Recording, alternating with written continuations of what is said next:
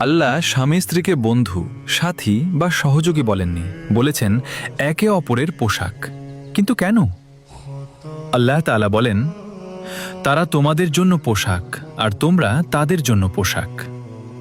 পোশাক যেমন মানুষের দোষ ত্রুটি ঢেকে রাখে, তেমনি স্বামী স্ত্রীও একে অপরের দুর্বলতা গোপন রাখবে। পোশাক যেমন শীত গরম থেকে রক্ষা করে, তেমনি জীবনের কষ্টে একজন আরেকজনের নিরাপদ আশ্রয় হবে। পোশাক যেমন মানুষের সৌন্দর্য বাড়িয়ে দেয়, তেমনি স্বামী স্ত্রীও একে অপরের সম্মান, মর্যাদা ও সুখের কারণ হবে। আর পোশাক যেমন শরীরের সবচেয়ে কাছের জিনিস, তেমনি দাম্পত্য সম্পর্কও হওয়া উচিত বিশ্বাস, ভালোবাসা ও আন্তরিকতার সবচেয়ে কাছের বন্ধন। যেদিন স্বামী স্ত্রী সত্যিকার অর্থে একে অপরের পোশাক হয়ে উঠবে, সেদিন সে সংসারে ভালোবাসা থাকবে, প্রশান্তি থাকবে, আর থাকবে আল্লাহর বরকত, ইনশাআল্লাহ।